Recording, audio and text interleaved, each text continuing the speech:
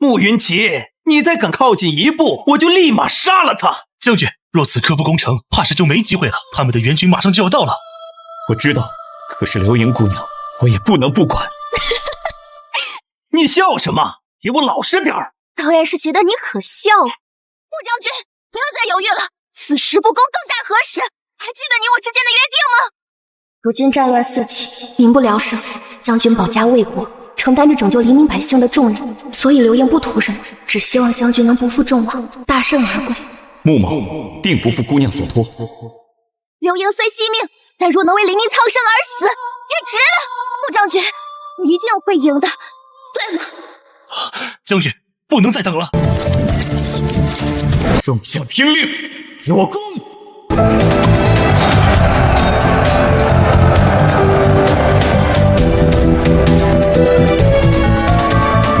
谢谢你，流萤。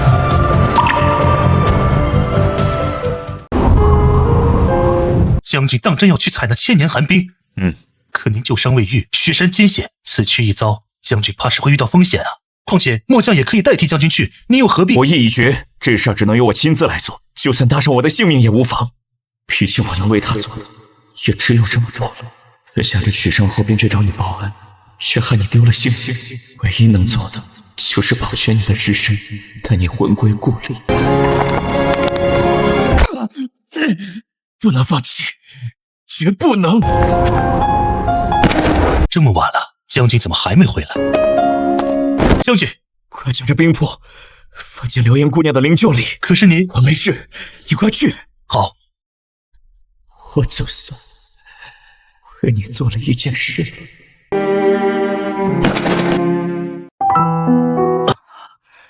不要乱动。可是姑娘救了我。公子伤势严重，若不经躺休养，恐怕会导致伤口裂开，到时候就更难恢复了。抱歉，我只是想向姑娘道谢。公子不必多礼，我尽的只是绵薄之力，与公子所做的相比，微不足道。姑娘可是认得我？公子的身上不仅有未愈合的伤口，还有久经沙场留下来的旧痕，不难看出公子是行军之人。南下罔顾于我朝的盟约，多次来犯，正值我朝即将大胜之际，更是勾结外邦，对黎朝四处夹击。如今我朝将领穆将军因遭敌军暗算，生死不明，军队一时萎靡，百姓惶恐不安。所以要想打赢这场仗，只能靠你了，穆将军。承蒙流萤姑娘多日照料，穆某感激不尽。若我能大胜而归，定当报答姑娘救命之恩。将军言重了，流萤就在此等候将军的好消息。珍重。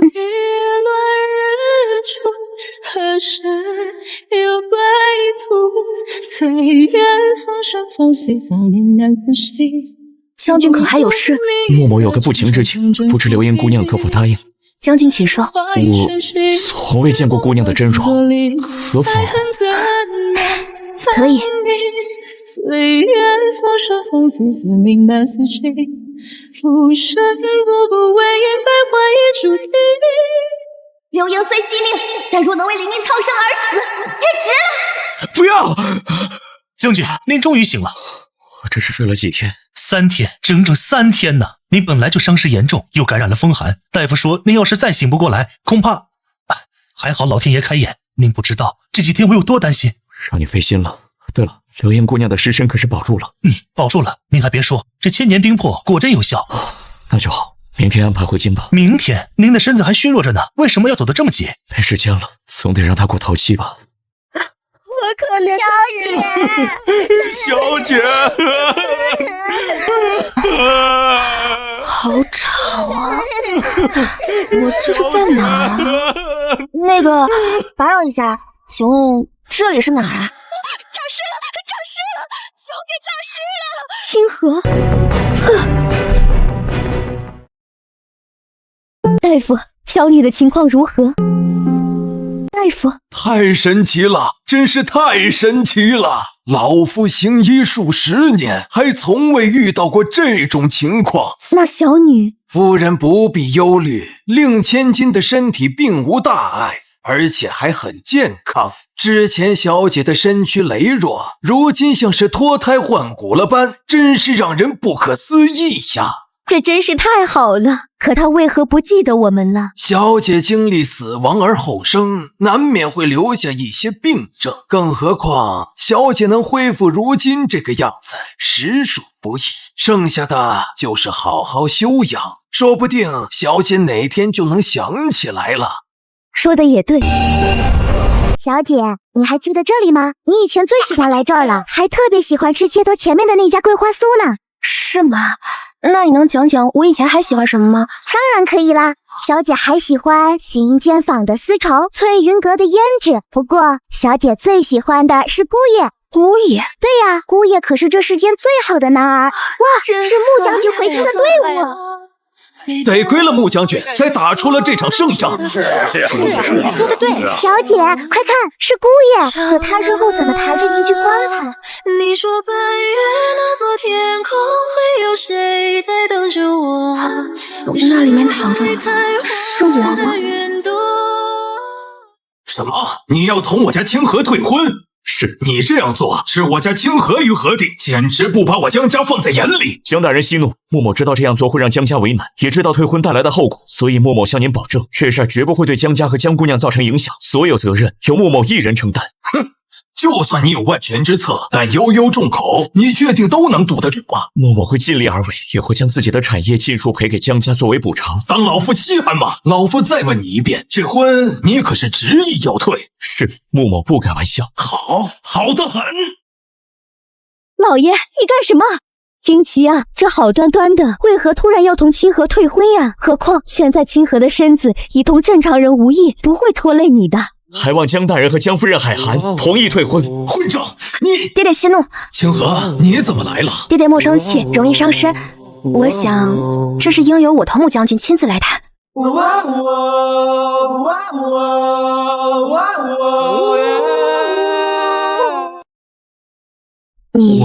你先说。听闻将军此番战役大胜，清河还未来得及恭喜将军。谢谢。听江夫人说你的身体已经好了。将军有什么话要说吗？不瞒江姑娘，穆某此次前来是想与你退婚的。婚姻大事并非儿戏，将军既想与我退婚，好歹给清河一个被说服的理由。世人都知道我打了胜仗，却不知这胜利的背后得益于一位姑娘的捐躯。那姑娘是？那姑娘与我素昧平生，救了我的命，却因我遭了算计，沦为敌军的人质而丧了命。穆某还未来得及报恩，却害她丢了性命。说到底是穆某欠她的。可这又与你我的婚事何干？她孑然一身，在这世上没什么亲人，按我朝律例，只能将她葬于无名的荒坟之地，不可见冢，也不可立碑，而世俗的淡漠也不会留下她的名字。穆某心知有愧，说能让她进我穆家门。所以穆将军是想娶一个死人为妻？还望江姑娘理解，能同穆某退婚。我可以理解将军，但我不同意退婚。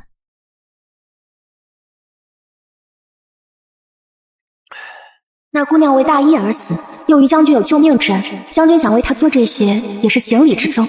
可承她恩情的毕竟是将军，而非江家，所以江家没有义务，更没有理由去支持将军的决定。且不说这退婚会影响到江穆两家的关系，更何况人言可畏，清河一旦与您退婚，只怕会遭世人诟病。我已经想好了对策，江姑娘不必担心自己及江府的名声受损。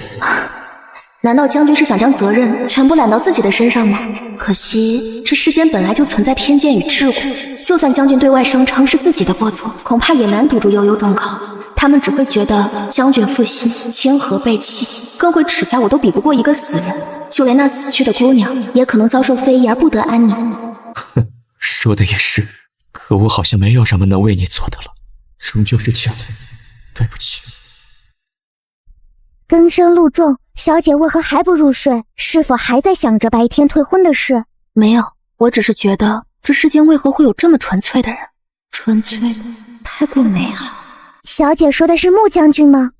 走吧，我也乏了，想睡了。好。一拜天地，二拜高堂，夫妻对拜，送入洞房。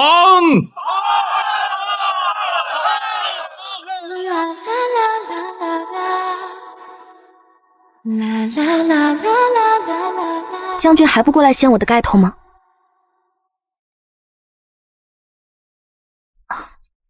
将军可是不愿意？没有。那这合卺酒，我去拿。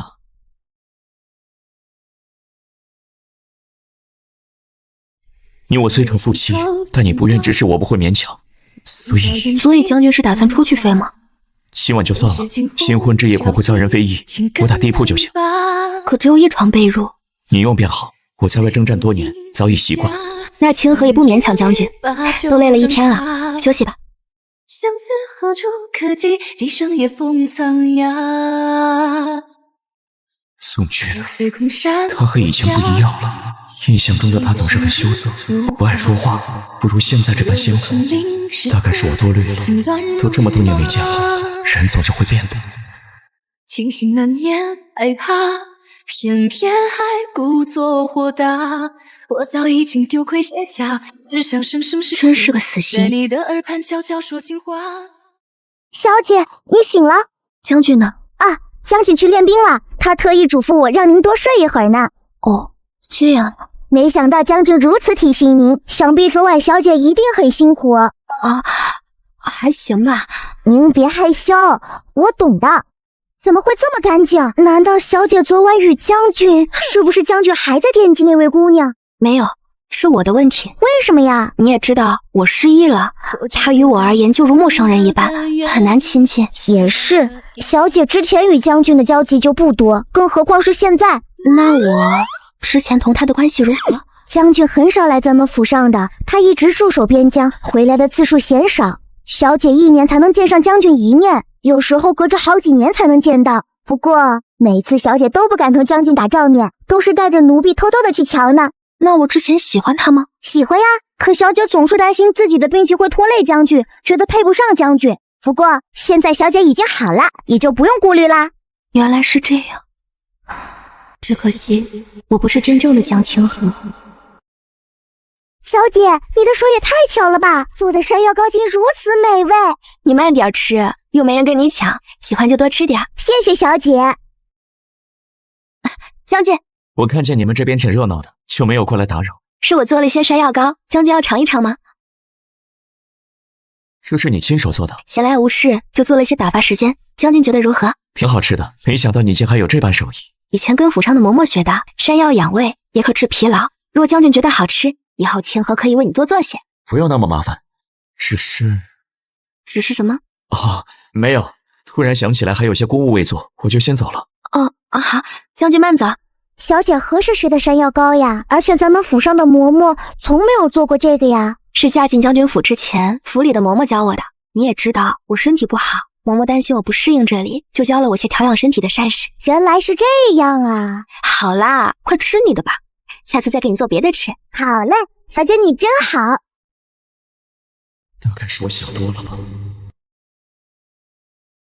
为何会准备这么多的衣服？今日是皇宫1年1度的桃花宴会，皇上特意邀请将军和您去参加呢。原来是这样，可这些衣服颜色也太过鲜艳了，我不是很喜欢啊。可这些都是小姐您最喜欢的颜色呀。小姐说过，鲜艳的颜色会衬得您更加好看，更加鲜活。那都是以前了，如今我已嫁入将军府，应该随着将军。将军一向简朴，若我穿得如此靓丽，定会遭他人非议，怕是会折了将军的脸面。还是素净些好。那好吧，我再去给小姐找一件来。将军，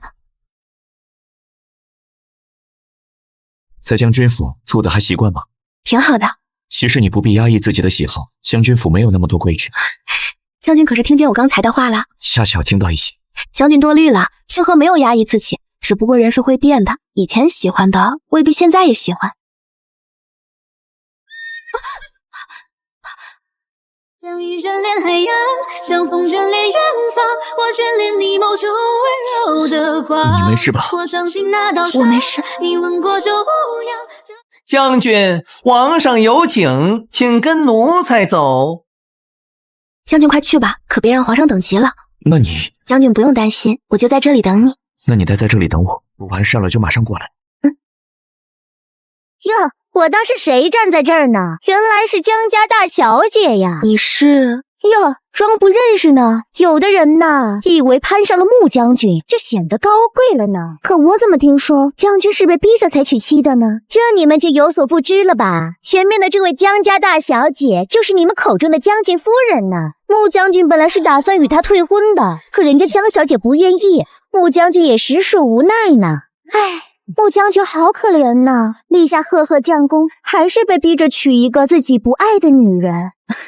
你笑什么？星河觉得好笑，竟不知将军娶我会如此难为情。难道我们说错了吗？你一个病秧子，带着穆将军还有理啦？若非你江家仗着那点恩情，不然你江清河一辈子与穆将军都扯不上关系。可偏偏我就是与他扯上了关系，还嫁给了他呢。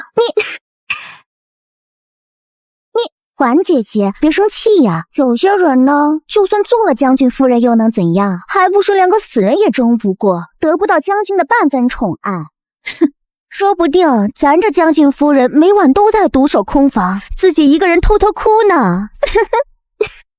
你笑什么？难道我说的不是事实吗？小姐此言差矣，我与将军琴瑟和鸣，并非如小姐所言那般。倒是小姐竟如此奔放，喜欢去探究夫妻晚上所行之事，未免有些寡廉鲜耻。你骂谁不要脸呢？你想干什么？穆哥哥，我……陆小姐是想对我的夫人动手吗？不是，是他先激怒我的。默默不想，若有下次，我定不会放过你。我们走吧。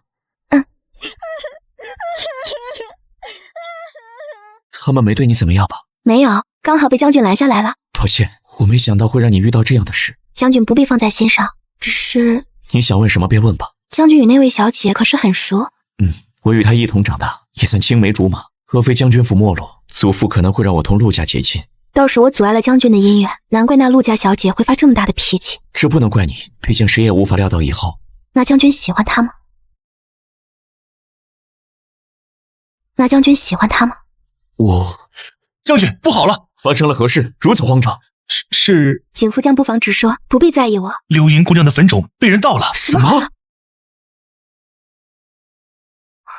真没想到，我连死了都不能得到安生。小姐是在等将军吗？不知这雨还要下多久。看这个样子，应该还要再下一会儿吧？是吗？那他的伤，你下去煮些姜茶吧，等将军回来的时候，也能给他去去寒气。好的，小姐。夫人，不是去看下坟冢吗？怎么会变成这个样子？快带将军到屋子里去，他身上还有旧伤，淋了雨水会容易感染的。你怎么知道？把将军交给我吧，我扶他进屋子里去。你快去找个大夫，要是感染了风寒就不好了。是夫人。慢点。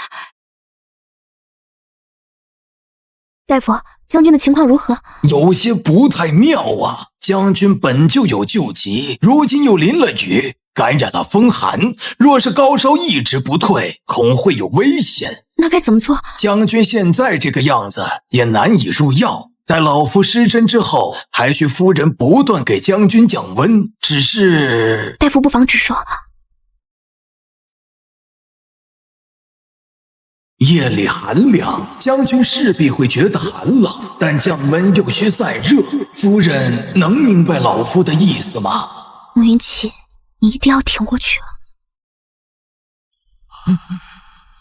好冷，别怕，我来救你。好温暖。慕云奇。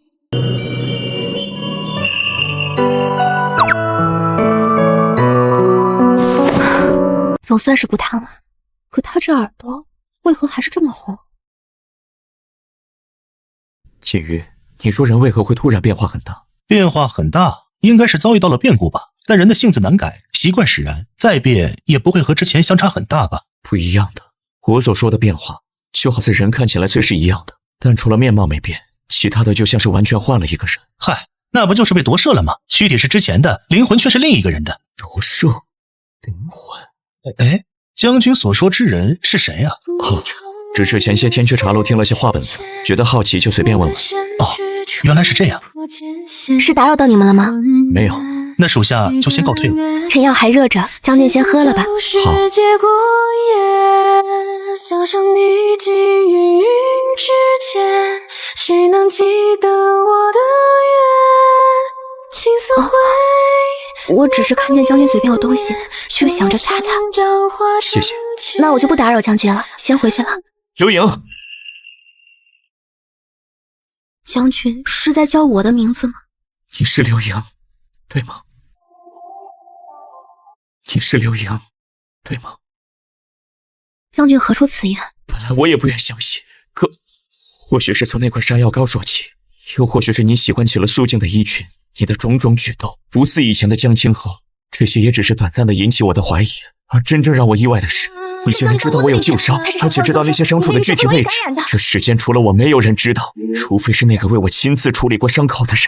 可那人不是已经死了吗？我都没说是谁，你怎会笃定他已经死了？原来将军也会相信这种鬼诞之事。将军猜的没错，我的确是刘盈。那你为何不告诉我？借尸还魂本来就荒谬，再加上将军对我本就心有愧疚，我又怎能去坦然接受刘盈已死，却得以依附江姑娘的躯体而生，这对她不公平。你是否怨恨过我？若非是我，你也不会丢了性命。没有怨恨的道理，一切都只是阴差阳错而已。将军又何必愧疚于此？到底是我狭隘了，当初你能坦然赴死，又怎会心存怨恨？可我想，你从那么高的城墙上跳下去，一定很疼吧？不疼。骗人，你都哭了。今日之事，我与将军心知肚明便好，将军应该懂的。我知道。那我就先回去休息了。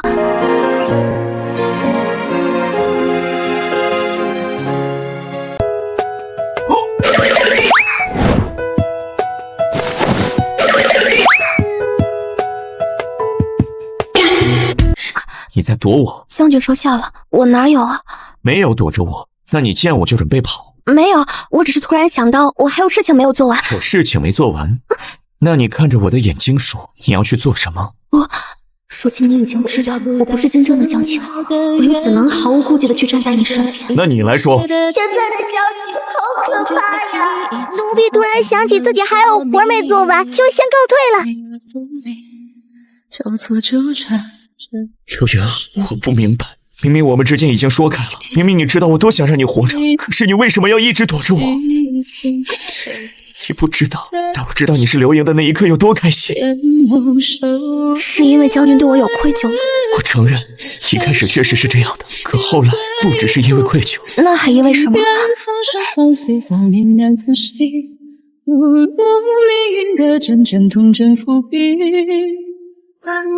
因为心悦于你。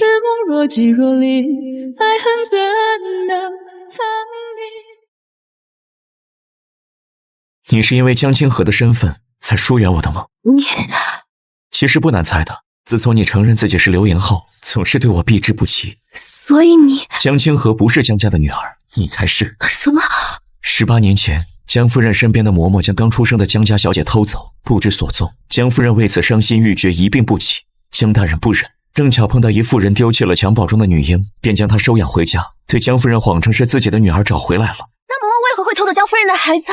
那嬷嬷的儿子借着江家的噱头到处惹事，还轻薄了一名女子。之后这女子报了官，江大人才知道他儿子竟做了如此多错事。嬷嬷希望江大人能顾及情分，对他儿子网开一面，但江大人刚正不阿，没有求情，嬷嬷也因此怀恨在心，也就做下如此恶事。当时我为了偿还恩情，便到处打听你是否还有其他亲人健在，正巧也查到了此事。我当初要与江家退婚，的确是想要为你立一座坟冢，但更多是因为你才是真正与我有婚约的人。不过那时你说的挺有道理的，我害怕那些流言蜚语让你死后不得安宁，也就没再坚持，所幸让我找到了你。所以我不是没有亲人疼的，对吗？对，而且你还有我。那陆小姐呢？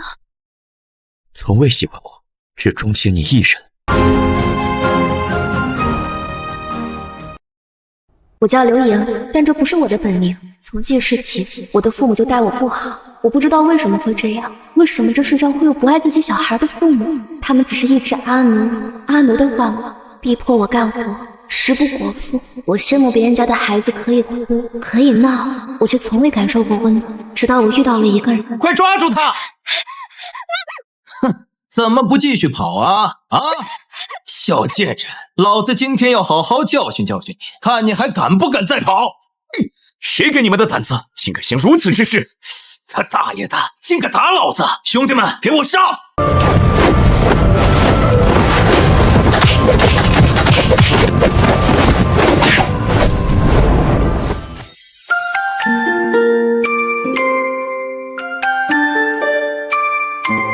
谢谢。你叫什么名字？我没有名字。